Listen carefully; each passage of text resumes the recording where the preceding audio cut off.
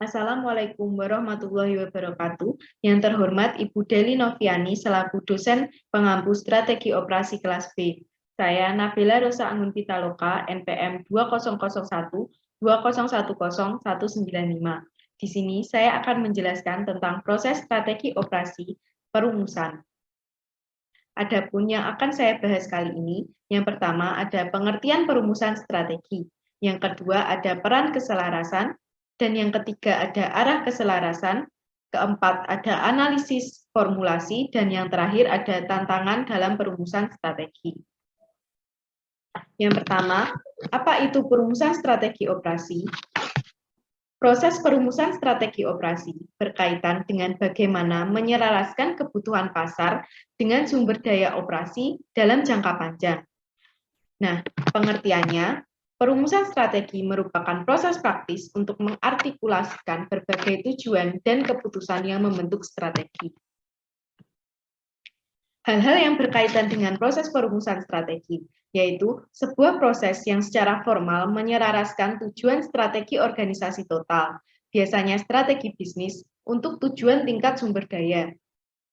Kemudian menggunakan tujuan kinerja operasi sebagai perangkat terjemahan untuk penyelarasan antara tujuan pemosisian, pasar, dan strategi operasi.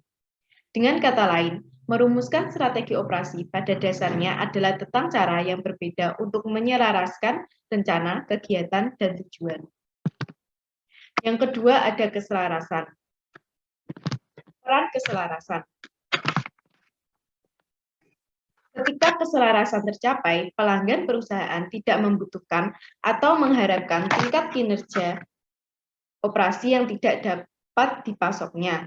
Perusahaan juga tidak memiliki kekuatan operasi yang tidak sesuai dengan kebutuhan pasar atau tetap tidak tereksploitasi di pasar. Yang kedua, ada arah keselarasan. Proses perumusan strategi operasi untuk mencapai keselarasan dapat diselesaikan dalam dua arah yang berbeda.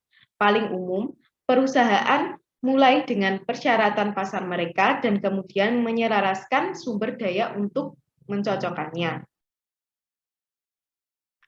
Nah, sebagian besar usaha bisnis baru gagal melewati tahun pertama mereka.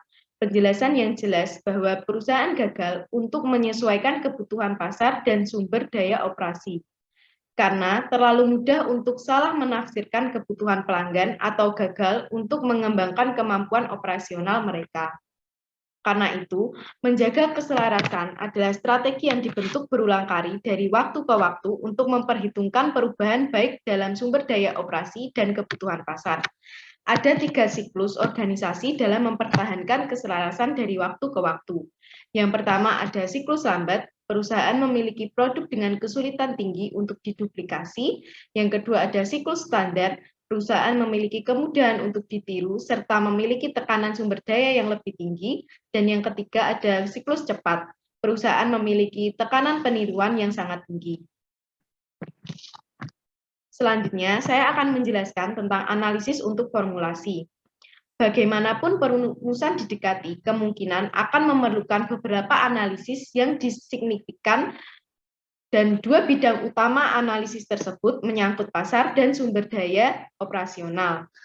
Alasan praktis untuk menekankan masalah dengan analisis ini adalah untuk membantu memperkuat sifat seimbang dari rekonsiliasi antara sumber daya dan persyaratan. Nah, adapun analisis untuk formulasi tersebut, yang pertama ada menganalisis kebutuhan pasar.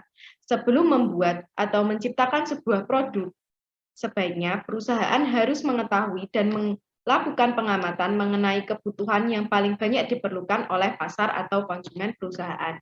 Yang kedua, ada menganalisis kemampuan sumber daya operasional. Analisis SWOT, alat manajemen strategi yang diterapkan secara luas adalah titik awal yang baik untuk analisis sumber daya operasi. Mekanisme ini secara eksplisit menghubungkan faktor internal, kekuatan dan kelemahan, dan faktor eksternal, peluang dan ancaman. Yang ketiga ada memahami kemampuan. Menganalisis kekuatan dan kelemahan adalah titik awal untuk memahami sumber daya. Tantangan berikutnya adalah memahami kemampuan yang mungkin mereka wakili. Ide kapabilitas ini sangat penting untuk memahami bagaimana strategi operasi dapat dipertahankan dari waktu ke waktu. Selanjutnya, saya akan menjelaskan tentang tantangan dalam perumusan strategi operasi. Ada batasan kemampuan organisasi manapun untuk menyerahkan diri dengan perubahan persyaratan lingkungan. Ini karena dalam sistem yang kompleks, ada sumber daya dan proses tertentu yang cenderung mencegah adaptasi atau inovasi daripada memungkinkannya, atau dengan kata lain, organisasi tunduk pada berbagai kekuatan inersia. Nah, karena itu, ada beberapa tantangan dari kekuatan inersia ini. Yang pertama ada profil sumber daya operasional. Setelah investasi dilakukan, baik dalam aset berwujud atau tidak berwujud, ini pasti mempengaruhi pengambilan keputusan selanjutnya. Ini cukup jelas bagaimana aset tertentu didedikasikan untuk tugas-tugas tertentu dan tidak mudah dialihkan. Tetapi lebih luas, seluruh profil strategi operasi organisasi dapat menciptakan kekuatan inersia. Yang kedua ada bias investasi. Operasi akan cenderung berinvestasi lebih jauh di persimpangan sumber daya atau kebutuhan yang telah terbukti berhasil. Yang ketiga ada sejarah organisasi. Sejarah organisasi menjadi batasan oleh sejarah mereka sendiri. Setelah sistem dan prosedur dan cara kerja diterapkan, menjadi sulit dan mahal untuk mengubahnya. Yang terakhir ada struktur organisasi atau kekuatan politik.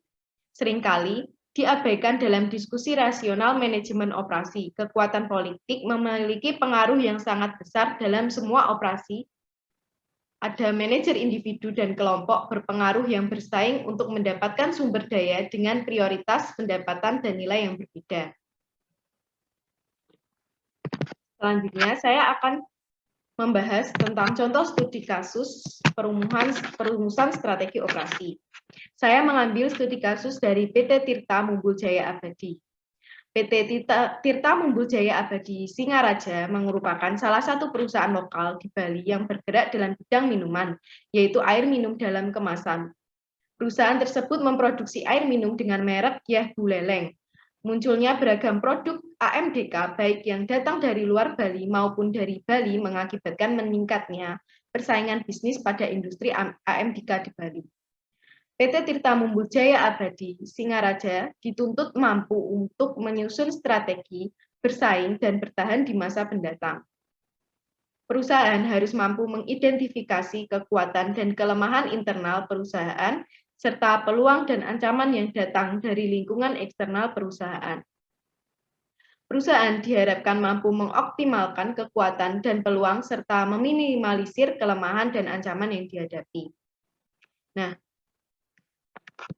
adapun analisis yang dilakukan oleh PT Tirta Mumbul Jaya Abadi Singaraja adalah mereka menggunakan analisis matriks IFE adalah identifikasi indikator-indikator lingkungan eksternal perusahaan dan menggolongkannya menjadi peluang, opportunities, dan ancaman, threats, yang berpengaruh terhadap PT Tirta Mumbul Jaya Abadi Singaraja. Sedangkan analisis metrik IFE merupakan identifikasi indikator lingkungan internal perusahaan dan menggolongkannya menjadi kekuatan, strength, dan kelemahan, weakness, yang berpengaruh terhadap PT Tirta Mumbul Jaya Abadi. Berdasarkan analisis tersebut, peluang bagi PT Tirta Mumbul Jaya Abadi Singaraja adalah adanya tren masyarakat yang mengkonsumsi air kemasan, kepuasan konsumen terhadap produk, dan kebutuhan akan air minum sehat, intensitas kegiatan upacara keagamaan, laju pertumbuhan penduduk Bali, dan persaingan harga untuk menarik konsumen. Kemudian, untuk ancamannya, PT Tirta Mumbul Jaya Abadi Singaraja adalah harga bahan pembantu, kelancaran pasokan bahan pembantu, dan tarif pajak penghasilan. Kemudian tumbuhnya depot air isi ulang, dan munculnya produk minuman isotonik, laju pertumbuhan inflasi, dan perubahan cuaca.